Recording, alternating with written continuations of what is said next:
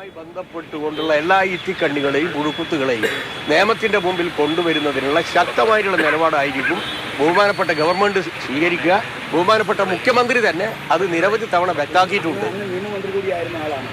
ഈ പോക്സോ പോലുള്ള കുറ്റകൃത്യങ്ങൾ വരുമ്പോൾ അത് സ്വമേധയാ എടുക്കാം. ചിലത് അതാണ് ഞാൻ പറഞ്ഞത്, അത് കോഗ്നൈസബിൾ ഒഫൻസ് ആണെങ്കിൽ സ്വമേധയാ കേസെടുക്കാം ചില കാര്യങ്ങളിൽ.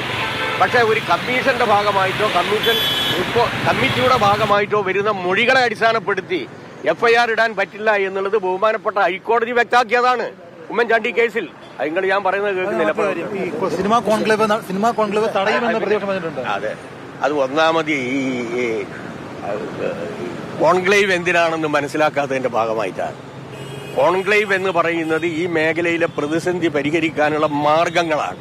അത് ഈ അന്വേഷണ കമ്മീഷന്റെ ഭാഗമായിട്ടുള്ള ടേംസ് ഓഫ് റെഫറൻസിന്റെ ഭാഗമാണ് എന്ന് പറഞ്ഞു കഴിഞ്ഞാൽ ഇതൊന്നും അംഗീകരിക്കില്ല എന്ന് പറഞ്ഞു കഴിഞ്ഞാൽ ഇതിന് സാധാരണ നിലയിൽ പറയുക ഓറൽ ഡയറിയ എന്നാണ് പറയുക.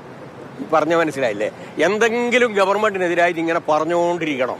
നല്ല വിശ്വാസത്തിൽ ഗവൺമെന്റ് ചെയ്യുന്നതും ശക്തമായിട്ടുള്ള നിലപാട് ഗവൺമെന്റ് സ്വീകരിക്കുന്നതിന്റെയും ഭാഗമായി എത്ര ആൾക്കാരുടെ പേരിൽ ഈ മേഖലയുമായി ബന്ധപ്പെട്ടുകൊണ്ട് കേസെടുത്തിട്ടുണ്ട്. ഒരു പ്രധാനപ്പെട്ട നടൻ ജയിലിന്റെ ഉള്ളിലായിരുന്നില്ലേ?